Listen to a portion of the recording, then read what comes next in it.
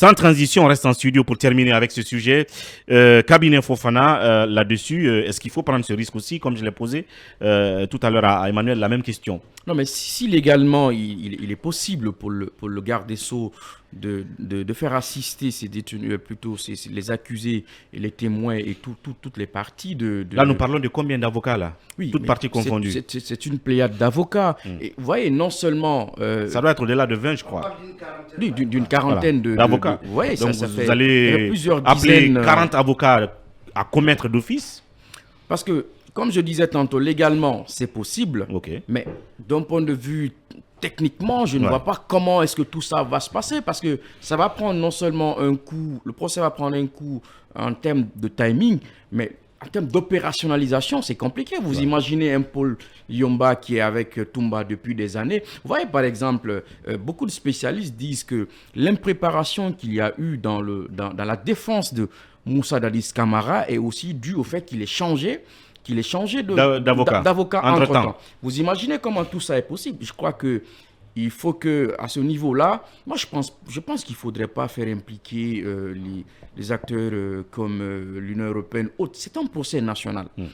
Il est de la responsabilité de l'État guinéen qui s'engage devant souverainement la CPI de faire tenir ce procès-là. Mais si M. Charles Wright ne comprend pas, s'il ne fait pas dans la diplomatie, il continue à brandir des menaces, ça ne marche pas comme ça. Aujourd'hui, il faut faire en sorte, il est de la responsabilité du gouvernement à travers M. Charles Wright, de faire en sorte qu'il y ait un dénouement à cette crise-là. Parce que c'est une crise, et comme je le dis sciemment, je continue à le dire, les gens sont nommés pour trouver des réponses à des problèmes. Si ce n'est pas comme ça, mais qu'ils restent comme journalistes ou comme commerçants. Comme ça, ils ne seront pas embêtés par des problèmes au quotidien. Et donc, est-ce qu'on a l'impression que Charles Wright fait parler plus son côté ministre de la Justice que son côté ministre des Droits de l'Homme?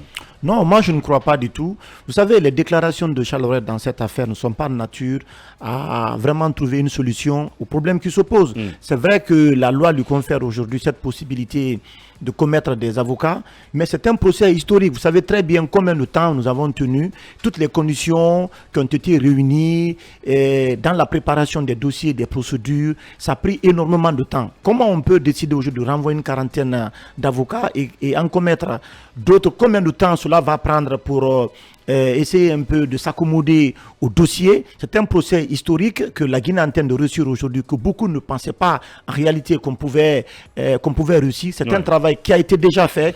Je pense que de tels propos, moi, je ne les apprécie pas. Ce qu'il doit aussi faire aujourd'hui, c'est justement le fait dans la diplomatie. Il doit œuvrer à ce que les propos, les décisions qu'ils prennent ne sont pas de nature à notamment radicaliser. Donc il fasse tout pour les inviter et les recevoir. Je pense qu'il y a un budget de 24 milliards. Mais c'est vrai que l'aide juridictionnelle n'est pas prévue dans ça.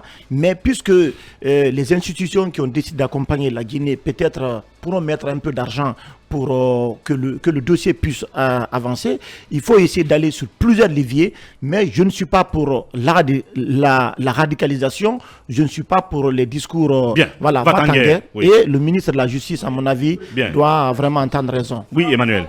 Le fait que quand vous regardez la composition aujourd'hui des avocats qui sont à ce procès, vous avez eu l'impression que c'est la crème du barreau qui est là à la barre en ce moment.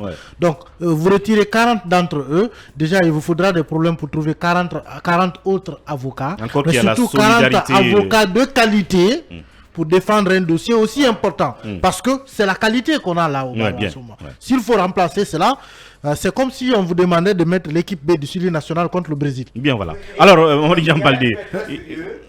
L'argent que vous prenez pour commettre des avocats d'office, prenez cet argent, vous donnez aux avocats qui sont là. Sans oublier la solidarité qui règne entre les avocats. Monsieur Charles Wright, reprenez un peu, pourquoi pas, le chemin pour discuter avec ceux-ci. Cette solution n'est pas la meilleure. Mamadou Diambaldé.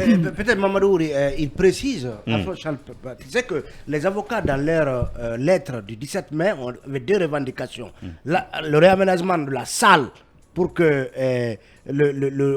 pour leur offrir un peu de confort, ce que Paul Yomba a appelé, c'est pas la faute de Minigérie, soit corrigée. Il y avait donc cette revendication pour que ils aient droit, en tout cas, à de l'immobilier consistant et confortable. Donc Charles a dit, nous avons pris en compte un élément quand les avocats ont dit qu'ils ont des problèmes au niveau de la salle d'audience. Donc, ça laisse penser que cette question a été réglée, la question de la qualité de l'immobilier mis à disposition des avocats de la défense et des parties civiles, et que c'est plutôt sur l'autre question, donc la question de l'aide juridictionnelle qui ne compte pas lâcher. Voilà. Oui, Mamadou Diambaldé. Nous appelons les deux parties, comment dirais-je, à sortir de leur égotisme démesuré, parce qu'on a l'impression que c'est une question de personnes entre M. Charles Wright et Maître Paul Yomba.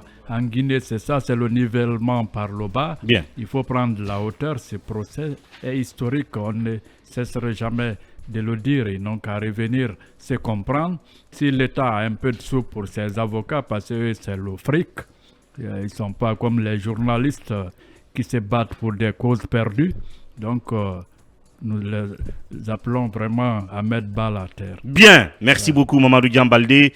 En tout cas, l'extrémisme dans les positions n'arrangera pas la situation. Donc il faut que les deux parties se retrouvent, le ministère de la Justice, les avocats, toutes parties confondues, pour que le procès reprenne. Mais au-dessus de tout ça, il y a quand même la volonté du président de la transition qui va prendre un coup si ça perdure. Et je pense que au premier plan, c'est lui qui est interpellé, et c'est lui qui doit aussi interpeller sans doute le ministère de la Justice pour que la situation soit débloquée. Nous allons tout à l'heure parler du Sénégal, et ce sera justement après cette pause.